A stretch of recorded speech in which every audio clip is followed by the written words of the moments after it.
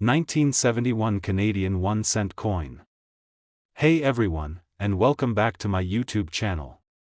Today, we're diving into the fascinating world of Canadian coinage, and we're pulling out a little gem that might surprise you with its hidden history, the 1971 Canadian 1-cent coin. You might be thinking, a penny? What's so special about a penny from 1971? And you'd be right to ask. On the surface, it looks like just another everyday coin. But trust me, there's more to this little copper disc than meets the eye. For years, the Canadian 1-cent coin was a staple of our pockets and piggy banks. It was the smallest denomination, the humble workhorse of our currency. But the 1971 penny holds a unique place in that story. Now, for the most part, a 1971 Canadian penny isn't going to make you rich. Millions of these were minted, and they're still quite common. However, like many coins, there are nuances and potential variations that can make certain examples more valuable to collectors. In 1971, the Royal Canadian Mint produced a staggering 439,837,889 1-cent coins. That's nearly 440 million. So, if you find one in your change, it's probably not a rare find. Let's take a closer look at the coin itself. On the obverse, we have the familiar effigy of Queen Elizabeth II by Arnold Machin, facing right. And of course, the year 1971 prominently displayed.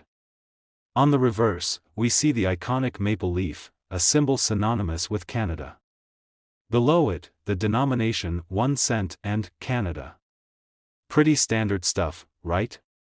But here's where it gets interesting. While the vast majority are common, there's a small possibility of finding a specific variety that can fetch a bit more attention from collectors. We're talking about potential die varieties or mint errors.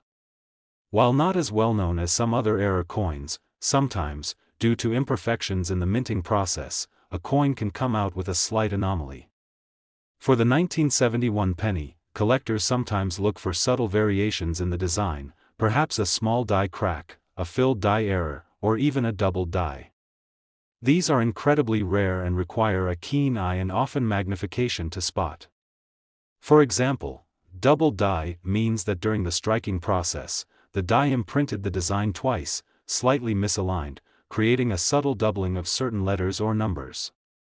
Again, for the 1971 penny, finding a significant doubled die would be an exceptional discovery. Beyond errors, the condition of your 1971 penny plays a huge role in its value. A coin that has been circulated extensively, with scratches and wear, will have minimal value.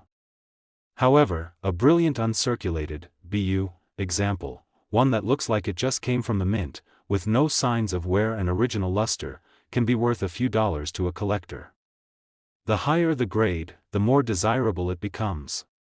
For a perfect, top-grade 1971 penny, you might be looking at a few tens of dollars, sometimes even more if it's truly exceptional.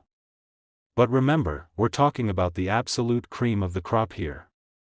So, what's the takeaway from our exploration of the 1971 Canadian penny? Most are common. Don't expect to retire on a regular one. Condition is key. A flawless, uncirculated example is worth more. Look for errors. While rare, subtle die varieties or mint errors can significantly increase its value to specialized collectors. This is where your magnifying glass comes in handy. The beauty of coin collecting isn't always about finding a hidden fortune. Sometimes, it's about the history, the artistry, and the thrill of the hunt. Even a common coin like the 1971 penny can spark curiosity and lead you down a fascinating path of discovery.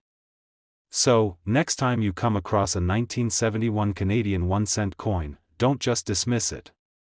You never know what tiny secret it might be holding. What's the oldest Canadian coin you found in your change? Let me know in the comments below. And if you enjoyed this video, don't forget to like, share, and subscribe for more coin collecting adventures. Thanks for watching, and happy collecting.